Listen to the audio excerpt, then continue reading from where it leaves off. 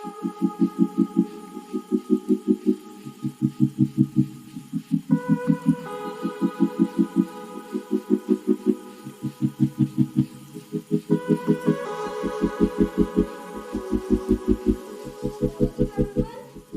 with the name of Allah, who is the most beneficent and the most merciful.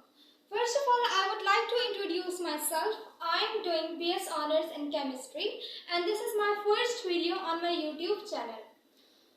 तो आज से हम जो है सबसे पहले क्या करेंगे, केमिस्ट्री की 9th क्लास की आपकी जो बुक है वो पहले वो कवर करने की कोशिश करेंगे.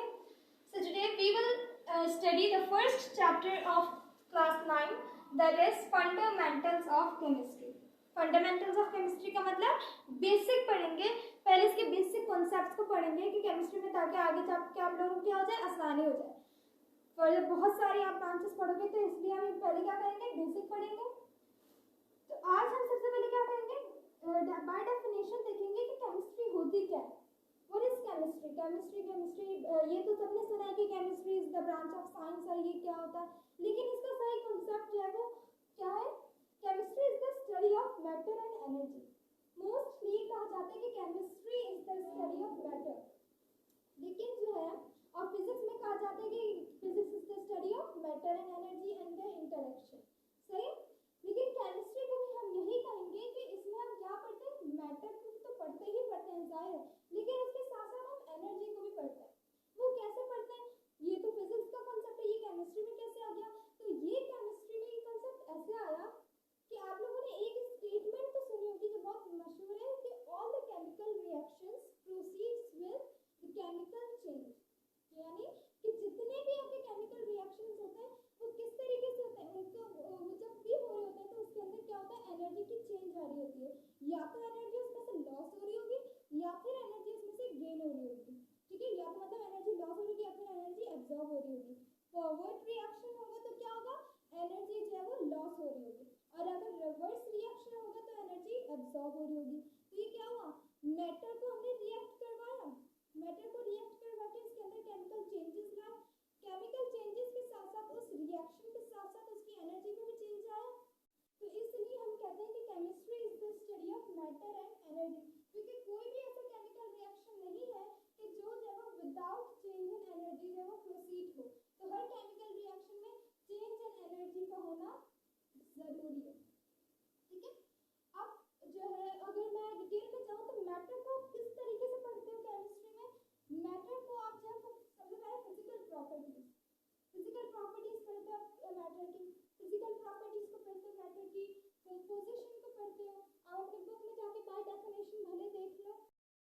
तो अगर आप अपनी बुक में जाके देखोगे तो बाय डेफिनेशन उसके अंदर आपको यही मिलेगा कि आप किसके क्या पढ़ते हो, उसकी फिजिकल प्रॉपर्टीज को पढ़ते हो, कंपोजिशन को पढ़ते हो, उसकी स्ट्रक्चरल स्टडी करते हो मैटर की, और इसके साथ साथ चेंजेस को पढ़ते हो कि कौन कौन से चेंजेस जो है वो मैटर में हो रहे हैं. तो फिजिकल प्रॉपर्टीज यहाँ पे हम डिटेल में पढ़ेंगे कि फिजिकल प्रॉपर्टीज को पढ़ने क्या मकसद, फिजिकल प्रॉपर्टीज को पढ़ना. मैटर की फिजिकल प्रॉपर्टीज का मतलब उसके फीचर्स और उसकी कैरेक्टरिस्टिक्स को पढ़ना. किसी भी मैटर के फीचर्स या उसकी कैरेक्टरिस्टिक को पढ़ रहे हो तो वो क्या है, उसकी प्रॉपर्टीज को पढ़ रहे हो आप.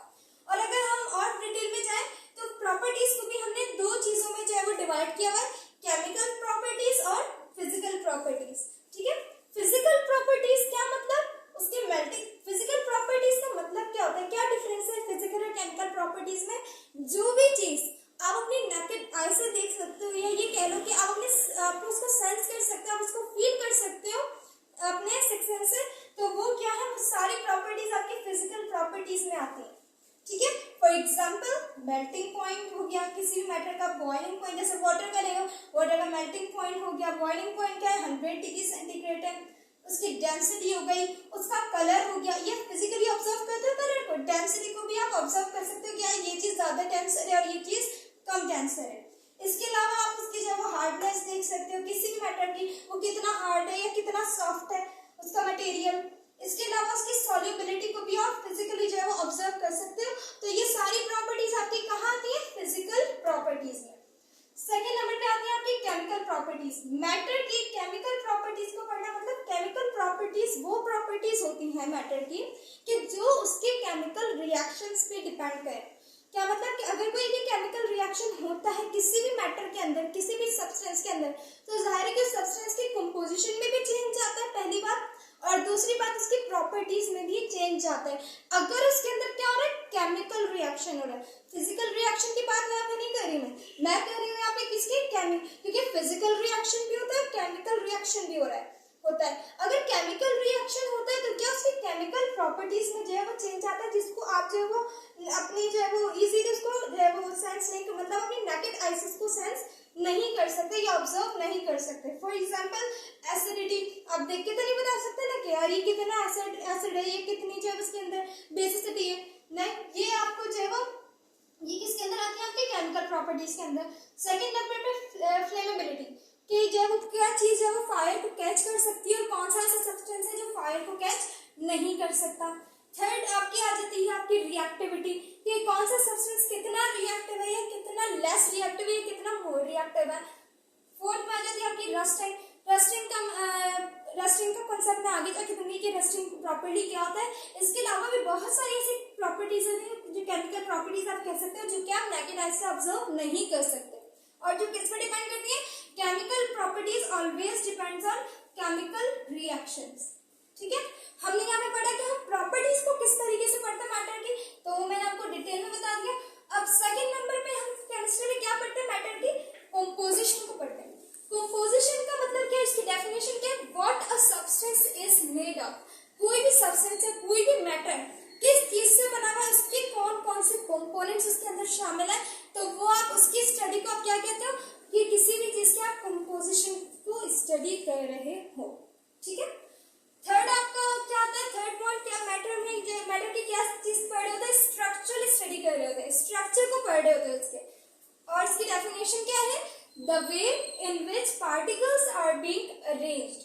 किसी भी मैटर में उसके पार्टिकल्स या उसके कॉन्स्टिट्यूएंट्स आप कह सकते हो या उसके कंपोनेंट्स कह सकते हो कि वो किस तरीके से अरेंज हुए हैं, उनके अरेंजमेंट क्या है, तो उसकी स्टडी को, क्योंकि जाहिर है अरेंजमेंट अगर चेंज होगी तो स्ट्रक्चर भी चेंज होगा, तो उसकी स्टडी को आप क्या कहते हो, स्ट्रक्चरल स्टडी।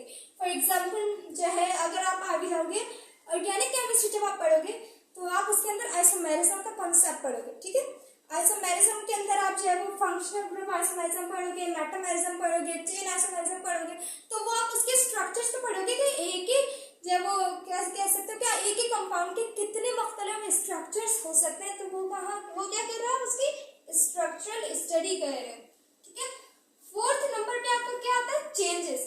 किसी भी मैटर के अंदर जो भी चेंजेस आते हैं वो आप कहाँ पढ़ोगे, वो आप पढ़ोगे केमिस्ट्री के अंदर। और वो चेंजेस जाहिर है वो कैसे आ सकते हैं, फिजिकल, जब भी रिएक्शन होता है तो फिजिकल रिएक्शन से बात याद रखिएगा कि उसके अंदर कोई उसकी कंपोजिशन में या उसकी प्रॉपर्टीज में कभी भी किसी मैटर में चेंज नहीं आता। चेंज कब आता है, ड्यू टू केमिकल रिएक्शन। किसी भी मैटर में अगर चेंज आ रहा है, वो चेंज हो रहा है, उसकी कंपोजिशन चेंज हुई है या फिर उसकी प्रॉपर्टीज वो अपनी चेंज कर रहा है, तो वो क्यों कर रहा है, ड्यू टू केमिकल रिएक्शन। ठीक है, तो आज का टॉपिक हमारा यही था कि जब हम केमिस्ट्री बोर्ड के में पढ़ेंगे, केमिस्ट्री में हम क्या क्या पढ़ने जा रहे हैं आगे। तो नेक्स्ट वीडियो में आपको पता चलेगा कि what is importance of chemistry and what is branches, what are branches of chemistry.